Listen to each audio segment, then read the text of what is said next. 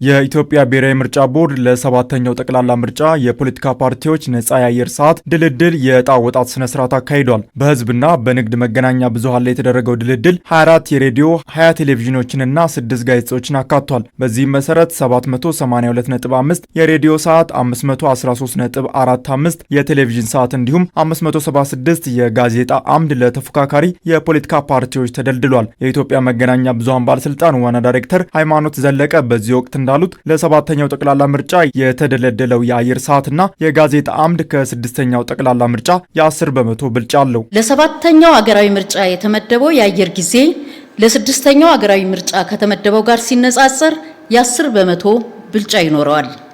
ይህም ምርጫው አሳታፊ እንዲሁም ነፃ፣ ፍትሃዊና ዲሞክራሲያዊ ሰላማዊ ሆኖ እንዲጠናቀቅ የሚኖረው ሚና ከፍተኛ እንደሚሆን ይታመናል። የኢትዮጵያ ብሔራዊ ምርጫ ቦርድ ዋና ሰብሳቢ ሜላትወርቅ ኃይሉ በበኩላቸው ፓርቲዎች የተደለደለውን ነጻ የአየር ሰዓት በአግባቡ ሊጠቀሙበት እንደሚገባ አንስተዋል። ፖለቲካ ፓርቲዎች ይህንን ነጻ የአየር የድልድል ሰዓት ማግኘት የሚጠቅማቸው ሀሳባቸውን፣ ፕሮግራማቸውን፣ ፖሊሲያቸውን፣ አማራጮቻቸውን ለመራጩ ሕዝብ ለማቅረብ የሚያስችል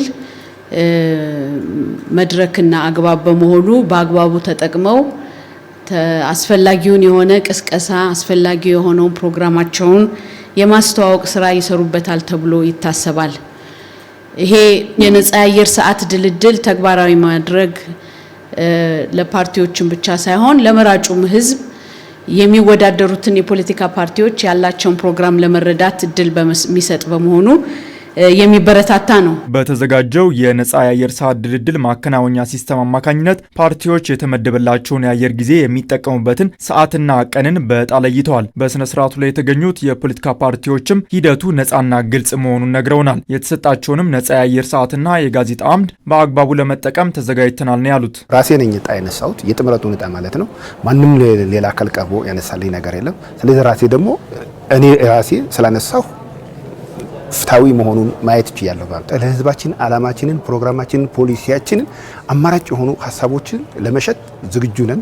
እስካሁንም እየሸጥን የመጣ ነው። አሁን ደግሞ በዚህ ልክ የመጣልን ደግሞ እንግዲህ በስኬጁሉ መሰረት መቼ ስንት ሰዓት ላይ የሚል ነገር ስለወጣ በዛ ላይ ሚስ ላናረግ ራሳችንን በስነ ልቦናም በእውቀትም በሰነድም ብቁና ዝግጁ ሆነናል። ፓርቲዎች ሰርቲፋይድ ስለሆኑ ብቻ እኩል የሚያገኙበትም አይደለም። ባቀረብነው እጩ ልክ በምንወዳደርባቸው ክልሎችና ቋንቋዎች ልክ እንደዚህ ሌሎችም ግብአቶች እንደ መስፈርት የሚቀመጡ አሉ። እነሱን ሁሉ አካቶ ግን ፍትሃዊና አስቻይ መሆኑን በጋራ ማየታችን ተማምነን መጀመራችን ጥሩ ጅማሮ ነው ብዬ ነው የማስበው። ቦርዱን በዚህ ልክ መምጣቱ ተገቢ ነው እላለሁ። ህዝቡ በሚገባው ቋንቋ በማድረግ የሚገባንን ነገር ፕላናችንና እቅዳችን ከህዝቡ አሰርጸን እና አግባብተን አተናግረን ምርጫውን ከመፈጸሙ በፊት ጊዜውን በትክክል ከተጠቀምንበት አመዳደቡ ሁሉ በጣም ጥሩ አካሄድ ነው። የፖለቲካ ፓርቲዎች የተደለደለላቸውን የአየር ሰዓትና የጋዜጣ አምድ ከቅዳሜ እሁድና የበዓላት ቀን ውጪ ከመጋቢት 23 ቀን 2018 ዓ.ም ጀምሮ እስከ ግንቦት 19 ቀን 2018 ዓ.ም መጠቀም ይችላሉ።